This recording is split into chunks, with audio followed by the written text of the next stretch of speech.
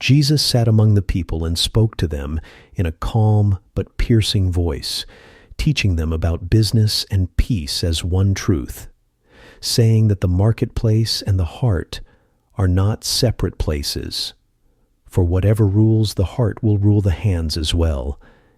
And he told them that business without peace becomes greed, and peace without righteousness becomes weakness.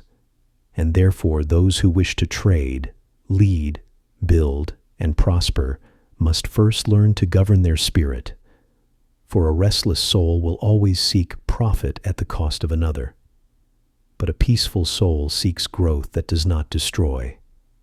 He said that the earth and all its fullness belong to God, so no merchant truly owns what he sells, but is only a steward for a short time.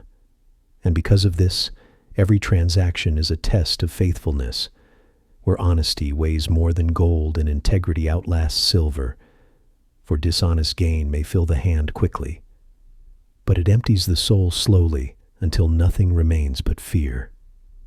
He warned them not to measure success only by the size of their storehouses or the noise of their coins, because many who appear rich before men are poor before God, having traded their conscience for comfort. And he said that true prosperity is when a person can sleep in peace, look another in the eye without shame, and stand before God without excuses.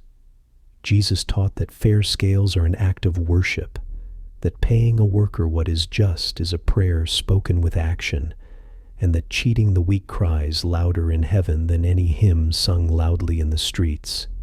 He said that when a business is built on lies, it must keep lying to survive. But when it is built on truth, it stands even when storms come. Because truth does not need defending, it only needs practicing.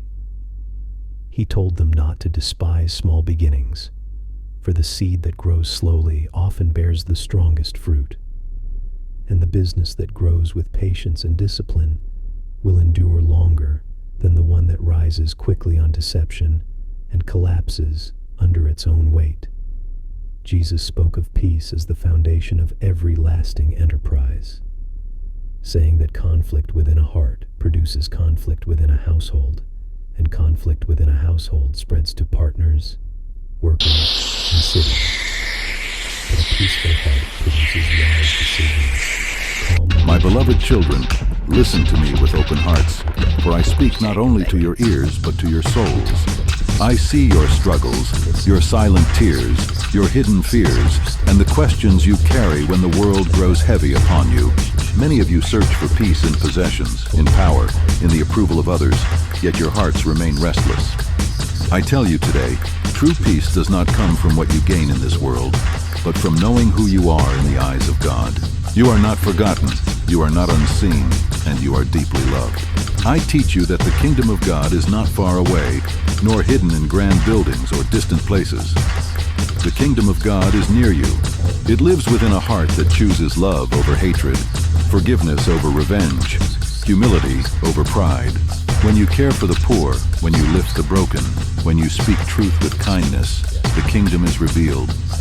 Do not wait for tomorrow to live in righteousness, for today is the day your life can reflect heaven.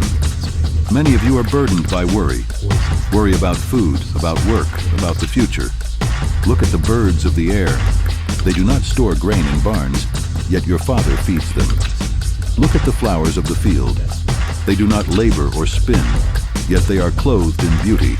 Are you not worth more than these? Worry will not add a single hour to your life. Instead, seek first the kingdom of God and His righteousness, and all that you truly need will be given to you in the right time. I teach you to love, not only those who love you, but even those who hurt you. This teaching is difficult, yet it is powerful. When you love your enemy, you break the chain of hatred. When you forgive, you free not only the other, but your own heart. Do not repay evil with evil, but overcome evil with good. Love is not weakness. Love is the greatest strength heaven has given to humanity.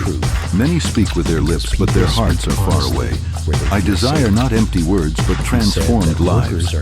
When you pray, do not pray to be seen by others, but speak to your Father in secret, for He hears even your unspoken cries. When you give quietly, with joy, not for praise. When you fast, do it with humility. True faith is not performance. It is a relationship built on trust, obedience, and love. I warn you gently, do not judge others harshly, for the measure you use will be used against you. You see the dust in your brother's eye, but ignore the stone in your own. First heal your heart, then you will see clearly to help others. Compassion opens eyes, pride blinds them. Remember, mercy triumphs over judgment. You ask me, teacher, what is the greatest commandment? I answer you plainly. Love the Lord your God with all your heart, all your soul, and all your strength, and love your neighbor as yourself. On these two commands rest all truth. If you truly love God, your life will show it through kindness, honesty, patience, and humility. Faith without love is empty. I tell you a truth the world often forgets. Those who try to serve both God and greed will find themselves torn, because greed always demands more and gives nothing back, while God gives peace even when asking sacrifice. He said that when business owners pray for success but ignore justice, their prayers return empty. But when they seek justice and humility, success finds them without being chased. He spoke of peace as a daily practice, not a feeling, choosing calm over retaliation, truth over convenience, and forgiveness over revenge, even when wronged. For vengeance keeps wounds open, but forgiveness closes accounts in the soul. Jesus taught that disputes should be settled with humility, face to face, not with public humiliation or secret plots, because peace grows where honesty and respect are planted. He said that nations rise and fall on how they conduct their trade, and societies crumble when profit is valued above people. But communities flourish when business becomes a tool for service rather than domination. He reminded them that the end of all labor is not wealth, but life, and life abundant is marked by harmony with God, neighbors, and oneself. Jesus concluded by saying that the greatest balance sheet is not written on paper, but in the heart, where love is the true asset, peace is the true security, and faithfulness is the true profit. And those who build their work on these foundations will leave behind not only wealth, but peace that outlives them. Jesus stood among the people and spoke, not with force, but with a voice that carried peace. He said, "You search for signs in the sky and answers in the noise of the world, yet the kingdom of God is closer than your next breath. It is not built with stone or guarded by gates. It begins when a heart chooses love over fear."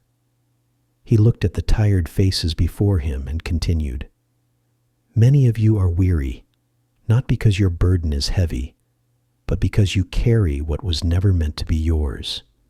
You carry anger that poisons your sleep, guilt that whispers lies, and pride that keeps you from asking for help. Come to me, not when you are perfect, but when you are honest, for truth opens the door that effort cannot." Jesus lifted his hand and said, "Do not measure your life by what you possess, for the soul is not fed by abundance. A man may own the world and still starve inside, but the one who shares bread, hope, and kindness will never be poor. Store treasures in compassion, for what you give away in love returns multiplied in peace." Then he spoke about forgiveness, and his words grew deeper. "You ask how many times you must forgive, but forgiveness is not a number. It is a decision to be free. When you hold hatred, you build a prison and place yourself inside. When you forgive, you unlock the door and step into light. Forgive, not because others deserve it, but because your heart deserves rest. Jesus turned to those who felt unseen and said, "Blessed are those who feel forgotten, for God remembers every tear. Blessed are the gentle, for strength is not found in violence, but in self-control. Blessed are those who hunger for righteousness, for the world may deny them justice, but heaven will never ignore their cry." He warned them softly, "Do not follow the crowd blindly. The wide road is loud and popular, but it often leads away from truth. The narrow path is quiet and lonely at times, yet it leads to life. Walk it with courage, even when others mock you, for obedience to God is greater than approval from people." Finally, Jesus said, "Let your light shine not through words alone, but through mercy in action. Feed the hungry, lift the broken, speak hope to the hopeless, forgive the undeserving, and love without counting the cost. When you love in this way, you become living witnesses of God's presence on earth. The world may not always understand you, but it will feel the warmth of the light you carry, and through that light, many will find their way home."